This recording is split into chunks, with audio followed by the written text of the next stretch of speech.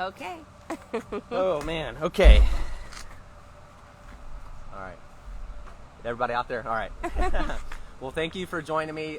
Today I am at Pennyroyal Cafe and Provisions, and I have the honor of talking with Missy Corey, who's the executive chef here at Pennyroyal. So this is part of my welcome to West Michigan, so we can learn more about the business owners that we have here along the lakeshore in our community, and hear your story and find out all about Pennyroyal. Awesome. All right. So just a few questions, rapid fire questions. Where did you grow up? Chicago. What part of Chicago? The South Side. South Side? Yeah. All right. Do you prefer cooking or baking? I guess more cooking, but I like them both. Okay. Yeah. No, unbiased. Unbiased. Okay. Yeah. If you could have a superpower, what would it be? Travel. Yeah, like just to be able to like Teleport? Teleport, yeah. Oh man, that would be so convenient. To wake up in a nice sunny place. Exactly. What is one thing that you learned the hard way? Probably everything. Everything? Yeah, probably everything. I had like kind of a rough childhood, so it was like, you know, kind of hard knocks and oh, really? I have a bad temper, so usually I learn things the hard way by butting my head up against the wall a few times first. Yeah. All right. Do you prefer window or aisle seat? Hardcore window. Window? Sleepy time. Myself, I'm a window. Yeah. Then I don't have to get up when people are using the restroom. Yep. Corner all the way. What's maybe one thing that people may not know about you? Everyone always tries to guess my ethnicity, and they can't. And so that's something. I am a quarter Haitian and half Lebanese and a quarter Lithuanian.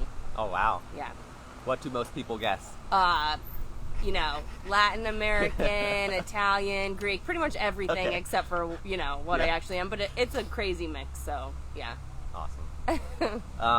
And then before we talk too much about Pennyroyal, you know, tell me where your joy for food came from and how old you were. I think it was from day one. I have, you know, some like old videos of me, you know, having tea parties, you know, with my animals, or, you know, remembering play dates where our game was to like make smoothies out of things out of the refrigerator. Did you have an easy bake oven? I did not have an easy bake oven, but like, you know, like all, like when you look back at it, it was like very obvious signs, I think. It was always there. Okay. Yeah. And, you know, many people may or may not know that you were on the Food Network show Chopped. Yep. And not only did you get there, you won. I did. What led up to that? And then how did that come about? My boss, I was living and working in Portland, Maine at the time, and my boss had been on the show, and the producers of the show came back to the Portland area and wanted to feature chefs from Portland, which was like really a hot spot for chefs when I was there, and now still. What was the restaurant in Portland? Duck Fat. Duck Fat, okay. I've heard of that, yeah, and so he really promoted me and, you know, prompted me to go on the show because he thought, you know, that I could do it, and I just followed his advice, and it was pretty hard, but again, I'm really competitive, and so I just kind of barreled my way through. Yeah, and you won. And I won, yeah. That's awesome. So you grew up in Chicago, and you've, you know, worked in Maine and Chicago. You know, what brought you to West Michigan? So I had gone to summer camp in Michigan, you know, as a child, but then really had a, you know, most of my early adult life was all in Portland. I moved back to Chicago because I met Ryan, who's my partner, both in life and business. Yep. And the owner of Virtue Cider had been coming to the restaurant that I was working at in Chicago, and he knew that, you know, I was with a farmer, and they had this big farm property, so they hired us to come up here initially to build out their farm and cider property. We were there for about 2 years, you know, building out gardens and farm and cider programming, event programming for them. And then they had a transition where they are now owned by Anheuser-Busch, so we went separate ways, which is kind of the best for us because we're kind of focused on small and organic, and so it's nice to kind of have our own, place where we can have, control over the menu and the gardens and focus on organics. We got our own farm. And really the reason why we decided to stay after that was because this is such an incredible ag community. The farmers that we met here, you know, it is. We're pretty lucky. Yeah, I mean, you know, Sarah, Yeah.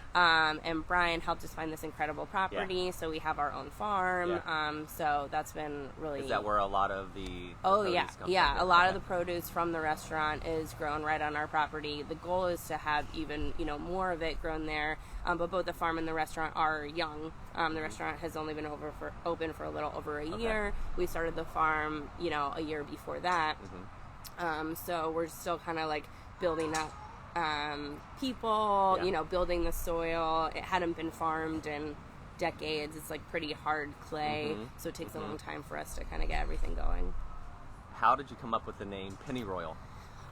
We really wanted the name to have a reference to the like botanical or, you know, kind of agricultural element of the restaurant, you know, the kind of farm to table aspect of it. Yep. And so herbs are something that I use a lot in cooking. We have an herb garden at the farm, so we were playing around with different herb names, and we just really liked how Pennyroyal, you know, sounded. It has the kind of like an old-timey feel and reference to it. We like to take old recipes and, you know, kind of revamp them. So it's kind of what we landed on. Awesome. Yeah. I'm gonna make sure I have my do not disturb on my phone. Oh, okay. Might have actually Rang. hold on a second.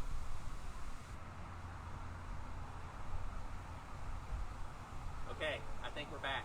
Okay. And I don't think okay. Sorry about that. It's okay. The last thing I'd want to do is do this, and then if you get a call, it totally wipes it all out. Oh, so, sorry about that, everybody watching. I didn't want you to miss anything with Missy. So what may make Pennyroyal different than others in the area? I think really Other restaurants. the farm and our connection to farmers, and that was really highlighted this year for us during COVID when, you know, everything shut down and, you know, shipping and distribution lines shut down. People weren't able to get food, you know, from a lot of their sources, and we were able to have food that entire time because everything we buy is from within 100 miles of the restaurant. Okay. So we were able to continue to support our farmers at a time where they really needed the support. We were able to support our community at a time when it was hard to find food. And all of that was just because of these beliefs that we've had the whole time, which is that buy local, buy local, buy local, buy local. And a lot of people say that they buy local or say that they're, you know, farm to table, and maybe they'll do it part of the, you know, in the summer when it's easy. And we do it, you know, the whole time. We were doing it in March, which is like the bleakest time of the year for produce in Michigan, and we made it work. Wow. And yeah, so we're really committed to our local producers, our own farm, and I think that's really what makes it stand out. People are always like, why is this so good? And it's like, because we buy a nice product. It's and that's really important what it is. to support local and support the community that you live in and work in. What's your most favorite item on the menu? It changes because as we're a seasonal restaurant, I'll get really excited about, you know, new dishes. Like right now, I'm really excited about our dinner menu because I can play around a little bit more than I can at breakfast. Breakfast and lunch, you kind of get locked in.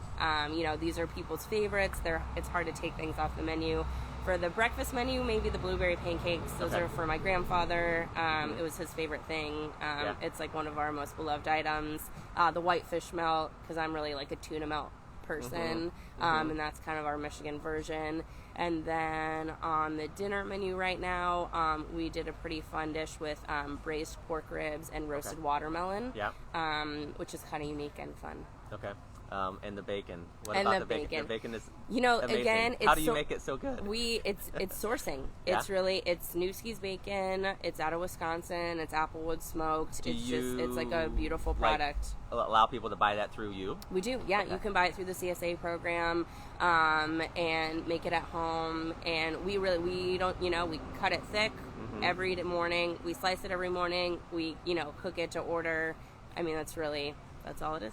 I just tried some, and it's pretty amazing. So if you come here, make sure to try that. Anna, my wife, loves that too. So it's my favorite. She was jealous that I was coming here to get some. So COVID happened, and it caused a lot of, change for your business, outside now. Yeah. Tell me how that, how that affected your business, what the main takeaways were, and like now what do you do as we go towards the winter months? Yeah, we don't know. It started in March when we were only allowed to be open outdoors, and we relied heavily on our provisions program, and we'll likely go back to that. Okay. The products that we source, we think are, the best quality that you can buy, and so we really stand behind our provisions, and we put together provisions boxes for, anyone who wants to order them. All you have to do is email us, we put them together, and there's no commitment, which is kind of nice. Other CSAs, you have to commit every week. You can, jump on or off depending on your needs. You can just come shop in the barn here.